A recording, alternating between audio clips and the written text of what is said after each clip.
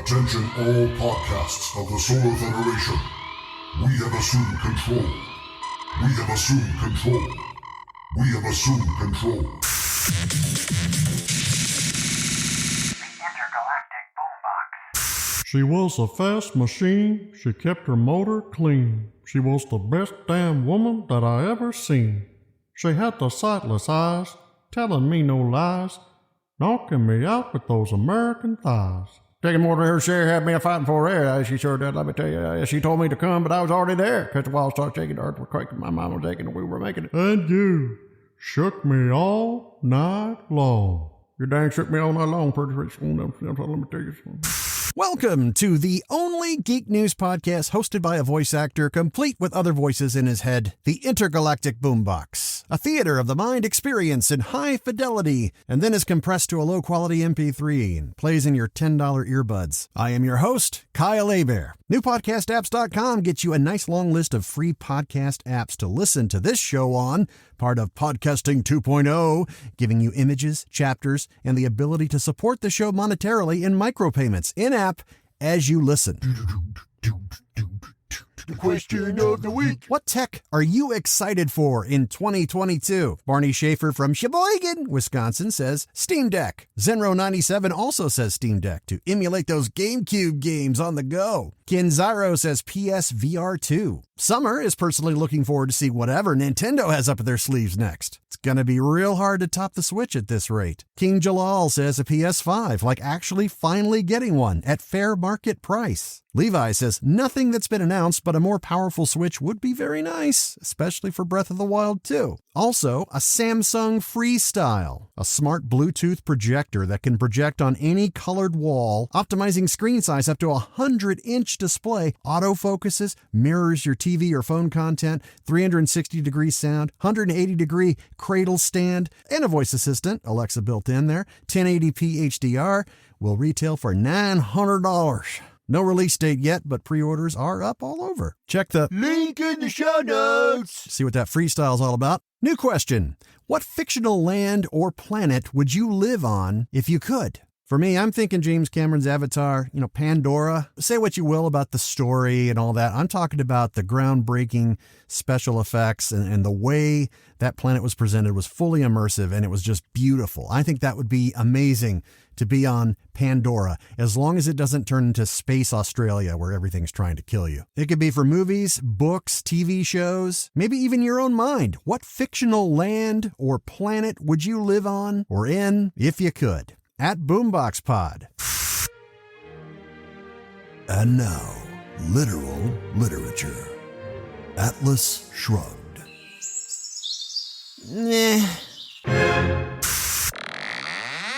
If you don't want spoilers for the Book of Boba Fett, you best skip ahead to 7 minutes and 29 seconds. Don't shoot the messenger. The Book of Boba Fett so far has been not the home run The Mandalorian was, but it's still entertaining. I have faith that Jon Favreau has some tricks up his sleeve there. Second episode was better, though the moment that definitely made me go, whoa, did they really go there?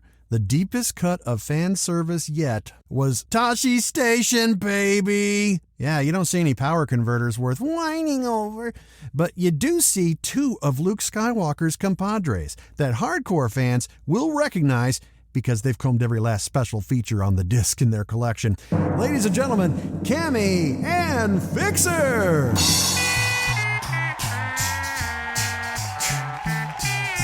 That's enough. Going straight from the cutting room floor to canon, just like that. Birthed from a deleted scene where Luke first appears on Tatooine, noticing the Imperial destroyer firing on Leia's ship via his binoculars.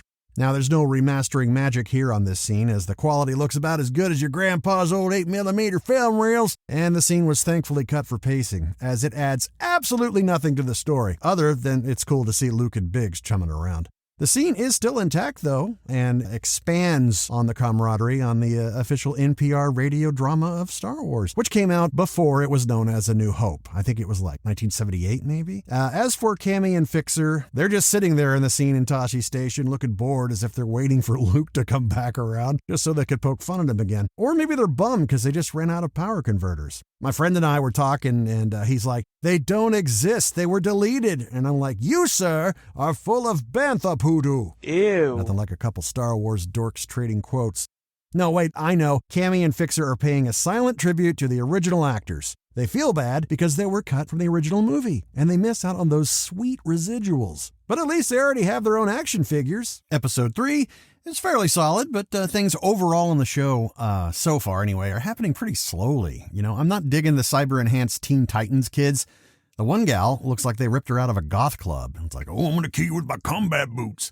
Their chase scene of the Major Domo is hit and miss, literally. It's like fast-paced, but also goofy. It's almost like George Lucas wrote it. Couldn't we just have Boba Fett and his jetpack follow him? I mean, come on. Now, while I'm a sucker for loving any speeder bike chase, the color schemes immediately make me think Power Rangers. Doot, doot, doot, doot, doot, doot. Stephen Root, also known as Have You Seen My Stapler? As a water merchant douchebag, is a pleasant surprise. Black Chrysanthemum, a.k.a. Chewie on steroids. I'm digging him. This Wookiee is ready for the WWE, man. He undid everything the Bacta-Tank did for Boba in just like 2 seconds. Mythosaur references dating back to the holiday special, which of course we've seen the Mythosaur, like that's his logo, the skull that you see on his armor and you've seen throughout The Mandalorian. Honestly, surprised we haven't seen a Mythosaur yet, but there's still time. Meanwhile, we did get a baby Rancor. That was cool, a gift from the Twin Huts, handled by Danny Trejo, who is destined to appear in anything Robert Rodriguez makes. Getting to see how a Rancor bonds with its owner, that's pretty cool. Fennec Shand has nothing to do in this episode except walk around with Fett and have that PO'd mom stare. It's like I feel like they could trim the fat on this show and just give us a jam-packed 4-episode run instead of 7. And at the end of the day, I'm like any other Star Wars fan who bitches. We all still show up and throw money at Lucasfilm, and we're there to see the next one. Just gotta keep it all in perspective. Even at its worst, it's still better than Rise of Skywalker. I just read that Temuera Morrison, the guy who plays Boba, says the Slave One ship has officially been renamed Fire Spray. It's not just the type of ship. He says it's called that when they shot Book of Boba Fett. I think Axe Body Spray should cash in on this, for the Star Wars fan who goes overboard with trying to smell good. When your BO needs to go down in flames. What's in the box? Pain. Or Gwyneth Paltrow's head. But seriously, Dune is now on 4K and Blu-ray, and that makes me super happy. I love that movie. I paid way too much for the exclusive Steelbook from Best Buy because I missed out on the pre-orders. Curse you vultures on eBay! Walmart offers an exclusive Blu-ray set that I wish was the 4K version, but alas, it comes packaged in a replica Bene Gesserit pain box. Just like young Paul Atreides got to experience with a Gum Jabbar at his neck, no relation to Kareem Abdul. Once you take the disc out, you can relive that scene where you stick your hand in the box and face certain death if you remove it and instead feel excruciating nerve induction pain. Only not, because lawsuit. The ad actually says limited edition pain box. You know, for kids. I say John Carpenter's The Thing is a Christmas movie. Better yet, it's an anytime movie. Let's go to the phones and see what you guys think here. West of the Rockies, you are on the air. Oh, Papa Ganda. Where are you calling from? I explain. I rent prop plane from Harrison Ford and now I'm flying over Nevada desert in search of 51 area code. You mean Area 51? Yes, that. Yeah, Harrison Ford is a licensed pilot, but you know he crashed twice, right? Oh, I am knowing this, which is why I not hire him to fly me. Are you a pilot? No. Then what are you doing? I, propaganda, am fed up with government lying to the people about the existence of aliens. All right, propaganda. This podcast is all the proof you need. I got aliens on this spaceship here who podcast with me every week. They is cosplayers. For an audio podcast? Looky here, Carl. Kyle. You has issues. Propaganda, you've got more issues than the entire run of Batman. Flying rodents do not concern me. However, jet fighters who just to intercept me do. Papa, you're going to get yourself killed. You can't just fly over Area 51 airspace. The military can shoot you down. It's okay. I use evasive maneuvers. I turn left. Just like Beggar's Canyon back home. All right, that's enough of this. Gits, aim the tractor beam at Area 51. We need to get propaganda out of there. Affirmative. I cannot believe it's not butter. Yeah, dude, it's better than butter. You extract me like bad tooth out of situation and enter your box of Big Bada Boom. Hello. Ah, what is that? I'm Shiggles. Time we debrief you, mate. You cannot have my box of briefs. My homie means catch you up to speed. Right. We're not from Earth. No. Although you guys sure are entertaining. Thank you. You peoples look like H.P. Lovecraft have massive bowel movement. Thank you. We like to think of ourselves as social media influencers. Get back! You are contagious with social media influenza. Whoa, social media is a virus. Ooh, that's deep, man. Thanks for coming to my TED Talk. They call them starving artists for a reason. So many gifted and talented people around the world create amazing artwork. It's seen online, in print, and now NFTs. But the hard part is knowing how to make your art stand out. Well, Brenda Delgado from Manila in the Philippines has cracked the code. People draw or paint on many different surfaces as canvases, but this may be a first. Brenda paints art on giant dead cockroaches. Check the Link in the show notes. for some samples, or if you're listening to this on a Podcasting 2.0 app, take a gander at the player right now, and you'll see what I'm talking about. Now, before PETA sicks the animal cruelty cops, it's important to note that she does not kill the roaches in order to paint on them. She just finds dead ones fully intact when she's sweeping up around her workspace. Turns out oil paints really pop on roach wings. Who'da thunk? Straight out of the It's a rumor. category, GameSpot is reporting that there is a Scott Pilgrim anime being made.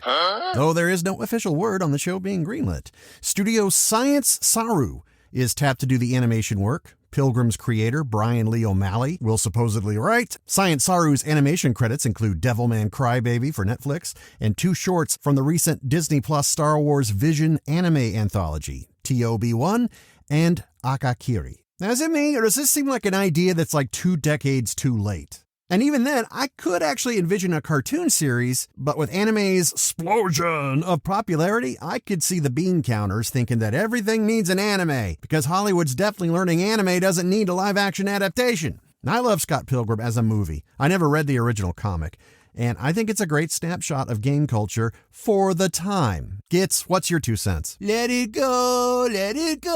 How about no singing on the bridge? Sorry, Captain. Shiggles? I say I would do anything for love, but I won't do that. What? What? Wait a minute. What won't you do?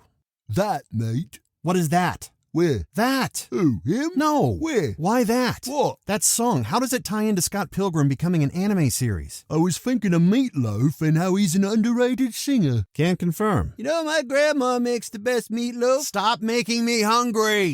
Oh, look at the time. Another Intergalactic Boombox episode draws to a close. I need to steer this ship in the other direction here. We gotta attach giant metal flippers on the side so we can pinball some comets and asteroids away from Earth's trajectory. They should have called me when they were making Don't Look Up. Anyway, if you like the show, tell a friend. And I now leave you with some words of wisdom.